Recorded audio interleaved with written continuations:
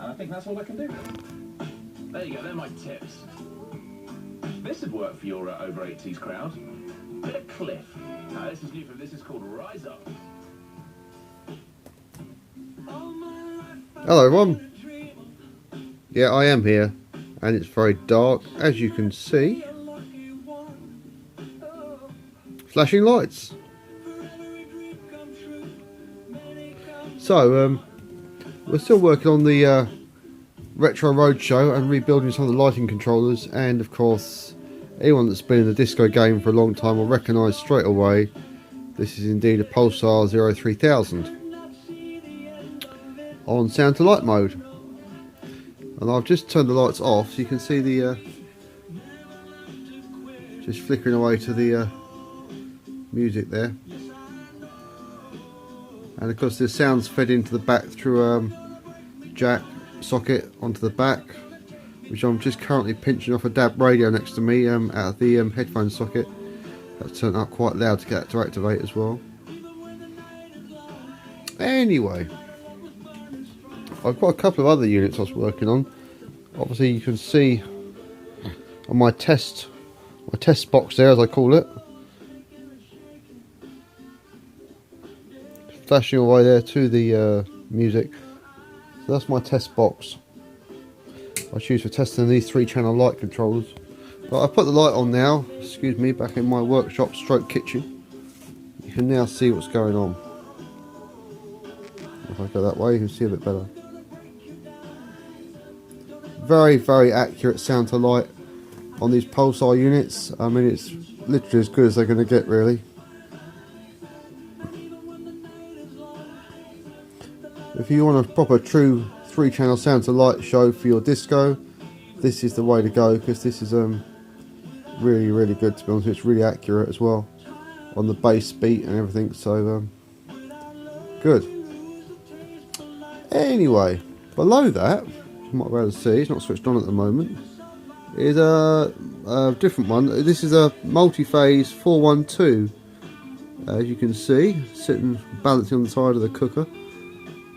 This unit was released in 1984. It was actually, if I put it on there, and stick it on chase, you can see what's going on. There you go. This was the first unit to be demonstrated at the Plaza lighting show in 1984. So this is an original unit. They sold thousands of these. They were really popular in the 1980s.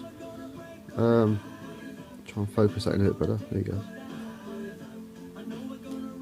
So yeah, they're really, really popular units, and you know, they were quite advanced. They're far more advanced than the Pulsar above it. Although the Pulsar seemed to remain the absolute popular one throughout most of the 70s and 80s, really. But the Multiphase 412, which you can see there, I mean, it's got various bits and bobs on it. Yeah, there you go. I haven't got the lead plugged into it at the moment, but it's got sound to light as well, and it's actually not bad, to be honest with you. You've got 4-channel sound to light on this one, so you've got auto, treble, bass, mid and all of those on that, and you've got dim, shimmer, full on. Program run, I think it's 16 programs on this one. You've got overrides, 4-channel overrides, program hold, sound activation, chase, and sound to light. And of course, for the time, it must have been a pretty groundbreaking unit, really, in 1984, when we'd all been using these things above it for, you know, 15 years before that, or 10 years before that, whatever. You can see how accurate that is on the sound to light, though, on that Pulsar unit. There you go. Really, really good. I mean, if you want to build a, you know, sound to light show or something like that, that's the way to go, I would say. Which is what I'm doing, actually, or one of the things I'm doing anyway. Now, if I just come over here, excuse my complete tip of a house, flashing away there. Now this, every disco in the 80s would have had one of these, I would have thought. A foul dramatic rhythm light. Nothing to it at all, an on and off switch, and if I just turn it around, nothing on the back there. Jack in, and 8-way multi-way bulging out, and of course made by Pulsar. There you go, Pulsar light, Henley Road, Cambridge. So, as Mr. Marden will probably tell you if ever you see him or ask him, all these units were made for FAL by Pulsar. I've got quite a few of them. But anyway, there you go. It's basically a very stripped down version of what this can do. But I mean, the 03000, the 4000 series were the absolute dogs danglies in the 80s, really, and late 70s to early 80s. These were the units that all the DJs wanted and had. I think as later on other groups and companies started making different stuff. There's some real good ones about. I mean, there's one over here which I'm in the middle of rebuilding. I'm actually waiting for some parts for it at the moment. This is a there you go. It's just the front panel. The Euro 4E from NJD, and that's a later one. There's an earlier one as well, which is blue. But I mean, this one does absolutely everything. Reverse, hold, sound to light, sound trace. You can see on the panel what it'll do. So there you go. There's your 4 channels, or you can select it to 3. NJD one. So I'll just wait for some parts for that to reassemble that unit. So at the moment it's in pieces. Anyway, there you go. I thought I'd quickly put that one up. The news is on the radio now, and you can hear it responding to the guy talking on the radio. You can hear it quite well. You can see how accurate that is there. My lighting panel rack on the floor, which I built, is about 95% complete. I'm just waiting to get this other Euro 4E built, and that's going into the rack as well. So I'll have a 3-channel Euro 4E and a 4-channel Euro 4E, which will run the main light boxes at the front, and probably this 03000 will run sound to light for the boxes, spot boxes, or possibly the pin spots. I'm not sure yet. But I might be using the multi-phase for the pin spots because it's got more features on it, to be fair. So there you go. So that's some of the lighting control that I'm building up and repairing. The multi-phase needs a triac, which is blown. I've got a whole bag of these triacs here. I'd already changed that one.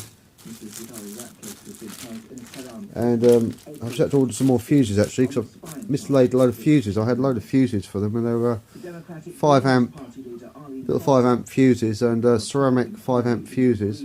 I think it's 20 mil. Yeah, I think it's 20 millimeters 5 amp ceramic on those. So if you've got a blown fuse, don't use anything else, for God's sake. And don't do what they did in the 80s. Shove a bit of fag paper in there. The amount of times I used to get these controllers and someone said it was blown up, and it was, people used to come around and say, oh, it's blown up and it's stuck on one channel and it was lighting up all the time.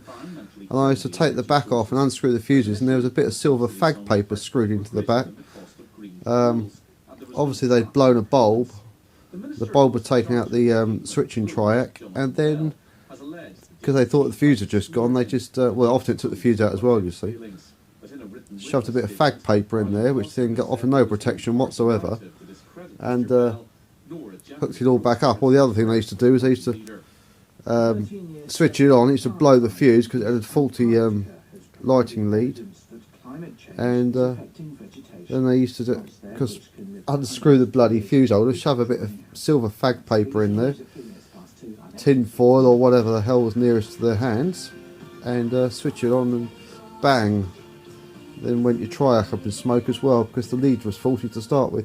So there you go, some of the things that used to happen back in the 80s, and no doubt still do happen somewhere. There you go, rocking all over the world on the radio.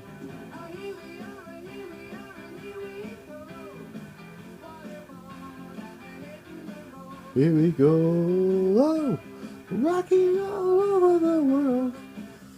Brilliant. Anyway, there you go. piece by piece we're getting there. So I'm actually waiting at the moment for some stuff off of eBay. I'm waiting for 8 pin spots, which are, the guys listed them as 64s, but I think he's got the listing wrong. I think they're just 36s. So I think they're par 36s. So I've got 8 of those coming. I've got a further 8 in my van at the moment, and I've got about 16 up at the self-store. So I mean, I've also got the scrap ones around as well. So I mean, I've got a lot of pin spots. So that's one of my next jobs, is to start going through those. And then I've got to get the rotators sorted out for the solar 250 projectors, which are also waiting to be done. So it's just a piece by piece thing, really. I'm really hoping to have this sharp and running by at least December, to get it out for December. And I may possibly, if I get the right venue, put it out New Year's Eve. Very likely, if I get a decent New Year's Eve venue, I'll probably be putting the show out New Year's Eve, all on original lighting and all on original sound system as well. So there you go. Signing off for now, and hopefully we'll be back when we've got a few more updates and a bit more to show you. Thanks everyone. Cheers.